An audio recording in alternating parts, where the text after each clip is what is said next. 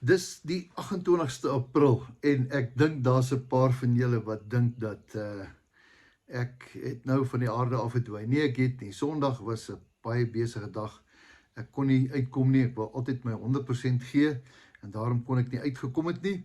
En dan gister ook was baie rof. Ons is besig om 'n paar goedjies te doen hier by die huis en ons kon nie daarby uitkom nie. Vandag was ek net so besig, maar ek het besluit, daar's nie 'n manier nie. Vandag gaan ons 'n boodskap gee. En wie wat dink ek? Ek dink nou juis aan die ding wat ek nou vir jou sê, dat 'n ou besig is. Ja, ou is besig. Ons almal is besig.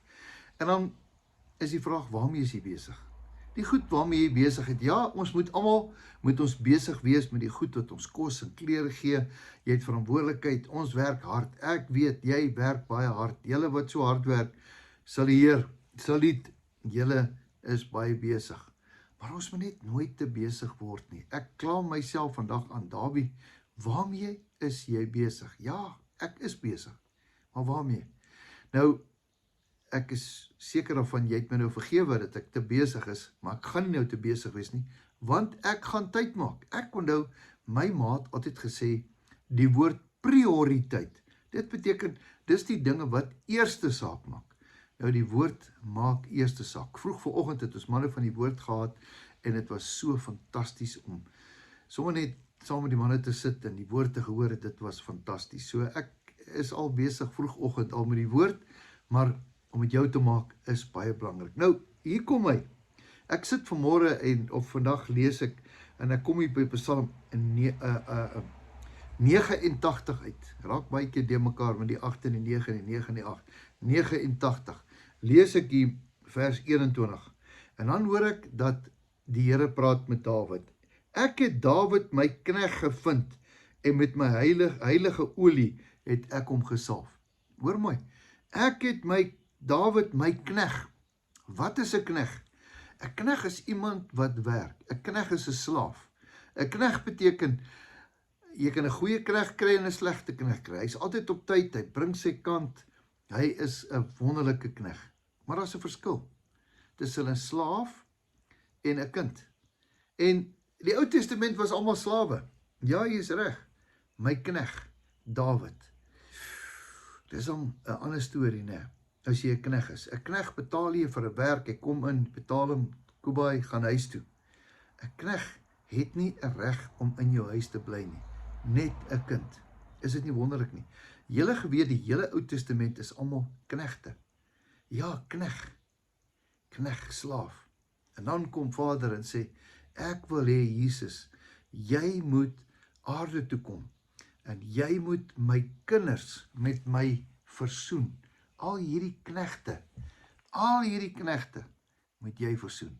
En dan lees ons hier in Galasiërs 4 vers 7, hy sê, daarom is julle nou nie meer slawe nie. Julle is nie meer knegte nie, maar julle is nou kinders. En omdat julle kinders is julle mede-erfgename deur Jesus Christus. Dis een van die beste dele in die Bybel wat ek ooit vir jou kan gee. Wat het gebeur? Jesus se dood kom en hy kom versoen ons, kinders. Almal wat hom aangeneem het, het hy mag gegee om kinders van God genoem te word. Is dit nie? Wie die seun het die lewe. So die paspoort wat ons knegte gehad het, om by die Vader uit te kom, was deur Jesus. Jesus is die weg, Jesus is die waarheid, Jesus is die lewe. Niemand kom tot die Vader behalwe deur die Seun nie. Wie die Seun het die lewe. Ons is nie meer slawe nie. I am not a slave of fear.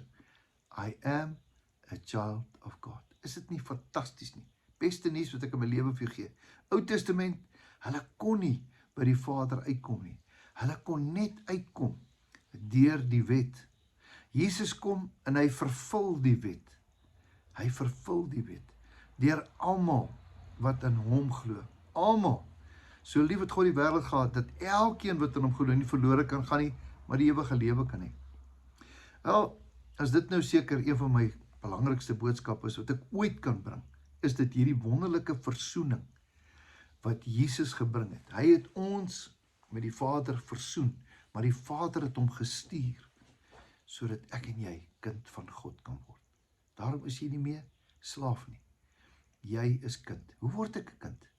Almal wat die naam van Jesus aanroep, sal gered word. Dis die bottom line. Dis geloof. Geloof in aksie. Ek roep die naam van Jesus aan. Jesus, ek neem U aan.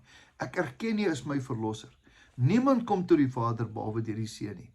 Wie die Seun het die lewe. Verskoning. Wat 'n boodskap. Dankie Jesus, dat U ons kon versoen het. Kom ons bid saam. Dankie Here, dat U Jesus gestuur het om ons te versoen, sodat ons nie meer slawe kan wees nie, maar kinders. En omdat ons kinders is, mede erfgename. Here, daar's 'n erfporsie in die hemel, neergeskryf vir ons. Ons ken ten dele, ons verstaan nie. Maar vandag sê ons net dankie, al kan ons nie sien nie, maar ons weet in ons hart, dat Jesus het ons kom versoen met ons wonderlike, fantastiese Vader. Dankie daarvoor in Jesus Christus se naam. Amen. Nou ja, daar het jy dit. Was nie so baie moeite nie. Ou moet net tyd maak. Nee, ek kla myself aan. Weet ek is vergewe. Mag jy geseënd wees, mag jy altyd weet dat hierdie Jesus van wie ek jou van vertel het, het jou lief met 'n ewige liefde. Geen sonde kan maak dat Vader jou kan haat nie. Nee, hy het Jesus stuur om jou te red, omdat hy jou in gedagte gehad het. Jy moet weet, jou beste lê voor. Totsiens, tot 'n volgende keer.